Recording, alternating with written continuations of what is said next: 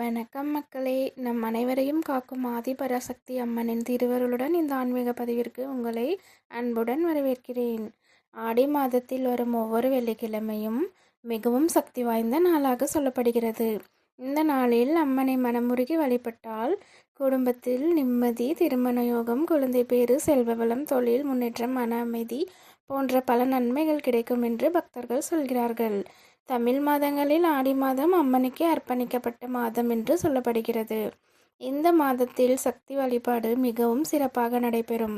குறிப்பாக வெள்ளிக்கிழமைகளில் அம்மனை வழிபடுவது மிகுந்த புண்ணியம் என்று பலர் நம்புகிறார்கள். ஆடி வெள்ளி என்று அம்மன் துர்க்கை அம்மன், மாரியம்மன், காளியம்மன், காமாட்சி அம்மன், மீனாட்சி அம்மன், அபிராமி அம்மன் என எந்த சக்தி வடிவத்தையும் பக்தியுடன் வழிபடலாம். அதிகாலையில் எழுந்து வீட்டை சுத்தம் செஞ்சு வாசல்ல கோலம் போடுங்க. வாசல் மஞ்சள் நீர் தெளித்து பூஜை அறையை சுத்தமாக வைத்து கொள்ளுங்கள்.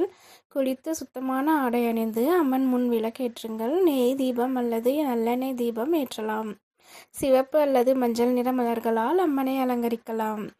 சர்க்கரை பொங்கல், சுண்டல், பாயசம், பழங்கள் அல்லது வீட்டில் சமைத்த எளிய உணவை கூட பக்தியுடன் படைக்கலாம். அம்மனுக்கு முக்கியமானது உங்கள் மனதின் தூய்மை, படையலின் பெருமை அல்ல.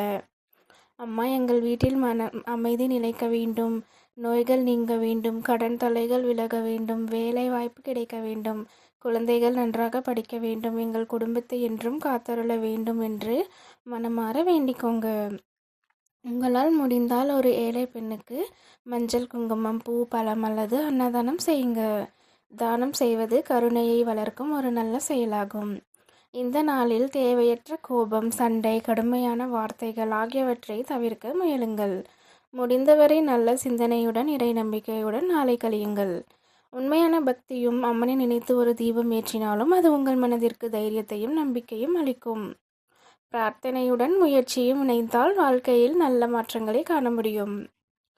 இந்த ஆடி வெள்ளியில் அம்மனின் அருள் உங்கள் குடும்பம் முழுவதும் பொழிய என் மனமார்ந்த வாழ்த்துக்கள். இந்த பதிவு உங்களுக்கு பயனுள்ளதாக இருந்தால் வீடியோவை லைக் செய்யுங்கள்.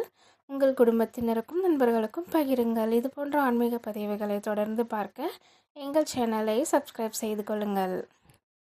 நன்றி.